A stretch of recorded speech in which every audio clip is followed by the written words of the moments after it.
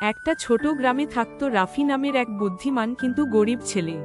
রাফির বাবা একজন কাঠমিস্ত্রি, মা গ্রামের স্কুলে কাজ করতেন। রাফির স্বপ্ন ছিল একজন বড় শিল্পী হওয়ার, কিন্তু তার নিজের পেন্সিলটাই প্রায় শেষ হয়ে এসেছিল। একদিন স্কুল থেকে ফেরার পথে সে দেখতে পেল রাস্তার ধারে এক বৃদ্ধা বসে আছেন। তার সামনে ছোট্ট একটা কাঠের বাক্স, আর তাতে অনেক পুরনো জিনিস। রাফি থেমে জিজ্ঞেস করল, ঠাকুমা, এটা কত দাম? বৃদ্ধা হেসে বললেন, তুমি যদি মন থেকে চাও, এটা তোমারই হতে পারে। বাক্সে ছিল একটিমাত্র চকচকে পেন্সিল, একেবারে নতুনের মতো। রাফি অবাক হয়ে তা হাতে নিল, ধন্যবাদ জানিয়ে বাড়ি ফিরে এল।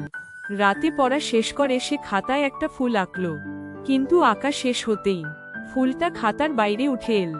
রাফি হতবাক, সে একটা বল আঁকল, সেটাও বাস্তব হয়ে গেল।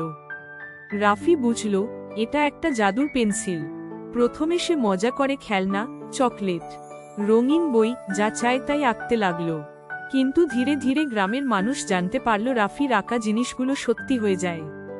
কেউ বলল খাবার আঁকো, কেউ বলল টাকা আঁকো। রাফি প্রথমে সবাইকে সাহায্য করতে লাগল। কারো ঘর ভেঙে গেলে সে নতুন ঘর আঁকত, কারো কাছে খাবার না থাকলে সে ভাত ডাল আঁকত।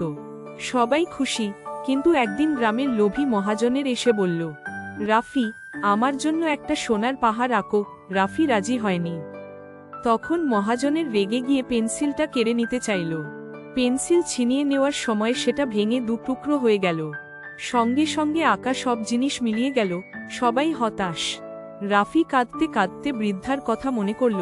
সকালে সে গিয়ে দেখল বৃদ্ধা আবার সেই জায়গায় বসে আছেন। রাফি বলল, ঠাকুমা, আমার ভুল হয়ে গেছে, আমি পেন্সিলটা লোভের জন্য হারিয়েছি। বৃদ্ধা মৃদু হেসে বললেন, জাদু পেন্সিল নয় রে, জাদু তো তোমার মনের ভেতরেই আছে। যদি মন ভালো থাকে, তুই নিজের হাতে আঁকা দিয়েই দুনিয়া সুন্দর করতে পারবি।